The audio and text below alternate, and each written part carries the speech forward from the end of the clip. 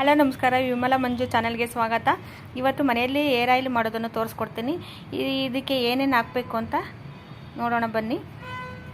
ನಾನು ಬೆಟ್ಟದ ನೆಲ್ಲಿಕಾಯಿ ಹಾಕ್ತಾಯಿದ್ದೀನಿ.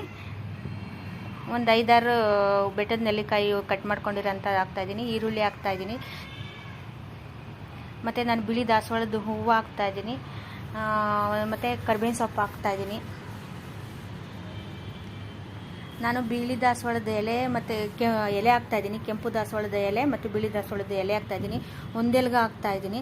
ಸೊ ನಾನು ಆಲೂವೆರಾ ಜೆಲ್ನ ಕ್ಲೀನಾಗಿ ಎಲ್ಲ ತೊಳೆದು ಲೋಳೆ ಮಾತ್ರ ತೊಗೊಂಡಿದ್ದೀನಿ. ನಾನು ಒಂದೆರಡು ಕುಡಿಯುವಷ್ಟು ನಾನು ತುಳಸಿ ಹಾಕ್ತಾಯಿದ್ದೀನಿ. ಒಂದೇ ಒಂದು ದಾಸವಾಳದ ಕೆಂಪು ದಾಸವಾಳದ ಇತ್ತು. ಮತ್ತು ಚಕ್ಕೆ ಲವಂಗ ಹಾಕ್ತಾಯಿದ್ದೀನಿ. ಮತ್ತು ಬೇವಿನ ಸೊಪ್ಪು ಹಾಕ್ತಾಯಿದ್ದೀನಿ. ನಾನು ನಿಂಬೆಹಣ್ಣಿನ ಎಲೆ ಹಾಕ್ತಾಯಿದ್ದೀನಿ. ಸ್ವಲ್ಪ ಇತ್ತು ಗೋರಂಟಿ ಎಲೆ, ಸ್ವಲ್ಪ ಹಾಕ್ತಾಯಿದ್ದೀನಿ. ನಾನು ಒಂದು 3 ವಿಳ್ಯದೆಲೆ ಹಾಕ್ತಾಯಿದ್ದೀನಿ. ಸೀಬೆ ಎಲೆ ಗಿಡದ ಎಲೆ ಹಾಕ್ತಾಯಿದ್ದೀನಿ. ಗರಿಕೆ ಹಾಕ್ತಾಯಿದ್ದೀನಿ. ಮತ್ತು ಮೆಂತ್ಯ ಹಾಕ್ತಾಯಿದ್ದೀನಿ. ಸೊ ಇದನ್ನೆಲ್ಲ ನುಣ್ಣಗೆ ರುಬ್ಬಿಟ್ಟು ಎಣ್ಣೆಗೆ ಹಾಕಬೇಕು. ಅಂದರೆ 1.5 ಲೀಟ್ರಷ್ಟು ಎಣ್ಣೆ ಹಾಕ್ತಾಯಿದ್ದೀನಿ. ನಾನು ಕೊಬ್ಬರಿ ಎಣ್ಣೆ ಹಾಕ್ತಾಯಿದ್ದೀನಿ.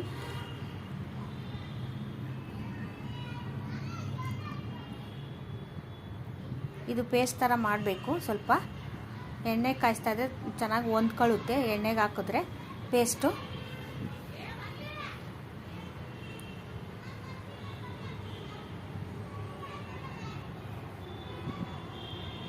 ಈ ಥರ ಎಣ್ಣೆ ಮಾಡೋದ್ರಿಂದ ಕೂದಲು ಬೇಗನೆ ಬೆಳಗಾಗಲ್ಲ, ಚೆನ್ನಾಗಿ ಕಪ್ಪಾಗೇ ಇರುತ್ತೆ.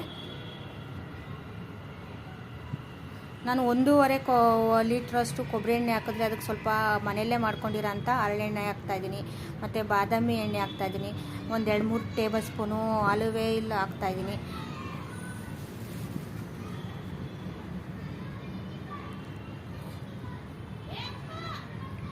ಇದು ನನ್ನ ಸೌದೆ ಒಲೆಯಲ್ಲೇ ಚೆನ್ನಾಗಿ ಕುದಿಸ್ತಾ ಇದ್ದೀನಿ ನಾನು ಎಣ್ಣೆನ.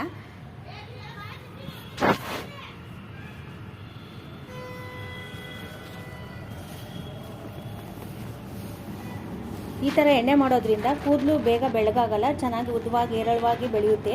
ಈ ಥರ ಆಯಿಲು ದುಡ್ಡು ಕೊಟ್ಟು ಅಷ್ಟೊಂದು ದುಡ್ಡು ಕೊಟ್ಟು ನಾವು ಅಂಗಡಿಯಿಂದ ತಂದರೆ ಅದು ಕೂದಲು ಬೆಳೆಯೋದು ಇಲ್ಲ, ಏನಿಲ್ಲ, ಪ್ರಾಬ್ಲಮ್ಗಳೆಲ್ಲ ಆಗ್ತವೆ. ಕೂದಲೆಲ್ಲ ಉದುರೋಗ್ತಾ ಇರ್ತವೆ. ಇದು ಮನೆಯಲ್ಲೇ ನ್ಯಾಚುರಲ್ ಆಗಿ ನಾವು ಈ ಥರ ಮಾಡೋದ್ರಿಂದ ಏರ್ ಗ್ರೋತಿಂಗ್ ಚೆನ್ನಾಗಾಗುತ್ತೆ. ನೋಡಿ, ಬೆಟ್ಟನೆಲ್ಲಿಕಾಯಿ ಹಾಕೋದ್ರಿಂದ ಅದು ಬೆಳವಣಿಗೆ ಸಹಾಯ ಮಾಡುತ್ತೆ. ಮತ್ತು ಕೂದಲಿನ ವೈಟ್ ಆಗೋದಕ್ಕೆ ಬಿಡಲ್ಲ ಬೆಟ್ಟನೆಲ್ಲಿಕಾಯಿ. ಈರುಳ್ಳಿನೂ ಅಷ್ಟೇ. ಆ ಈರುಳ್ಳಿಯಲ್ಲಿ ಬಿ ವಿಟಮಿನ್ ಮತ್ತು ಪೊಟ್ಯಾಷಿಯಮ್ ಇರುತ್ತೆ ಹೇರಳವಾಗಿ. ಅದರಿಂದ ಉದ್ದ ಮತ್ತು ದಪ್ಪ ಥಿಕ್ನೆಸ್ ಕಾಪಾಡುತ್ತೆ ಈರುಳ್ಳಿ.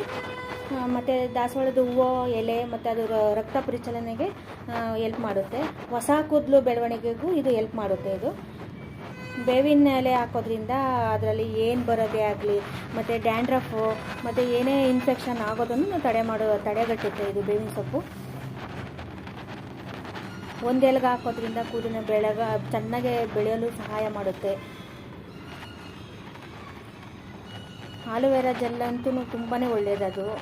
ಏರಿಗೆ ಆಗಲಿ ತುಂಬ ಬೆಳವಣಿಗೆ, ಕೂದಲು ಚೆನ್ನಾಗಿ ಉದುರೋದಿಲ್ಲ, ಚೆನ್ನಾಗಿ ಬೆಳವಣಿಗೆ ಆಗುತ್ತೆ. ನಾನು ಸೌದೆ ಒಲೆಯಲ್ಲೇ ಕಾಯಿಸ್ತಾ ಇದ್ದೀನಿ ಎಣ್ಣೆನ.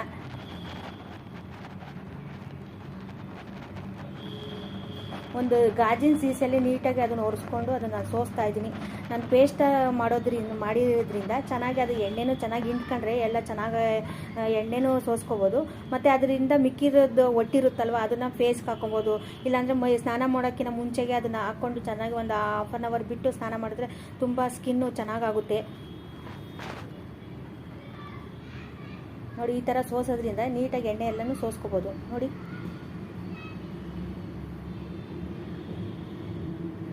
ನಾನು 1.5 ಲೀಟ್ರಿಗೆ ಕೊಬ್ಬರಿ ಎಣ್ಣೆಗೆ ನಾನು ಹರಳೆಣ್ಣೆ ಹಾಕಿದ್ದೀನಿ. 1 ಲೋಟದಷ್ಟು ಹರಳೆಣ್ಣೆ ಹಾಕಿದ್ದೀನಿ. ಮತ್ತು ಬಾದಾಮಿ ಎಣ್ಣೆ ಹಾಕಿದ್ದೀನಿ. ಮತ್ತು ಆಲಿವ್ ಆಯಿಲು ಹಾಕಿದ್ದೀನಿ. ನೋಡಿ, ಇಷ್ಟಾಗಿದೆ. ನೋಡಿ, ಸೀಸದಲ್ಲಿ ಒಂದು ಅದು 2 ಲೀಟ್ರಷ್ಟು ಇದೆ. ಅದು ನೋಡಿ, ಈ ಥರ ಆಗಿದೆ. ನೋಡಿ, ಎಣ್ಣೆ ಗ್ರೀನ್ ಕಲರ್ ಆಗಿದೆ. ನೋಡಿ,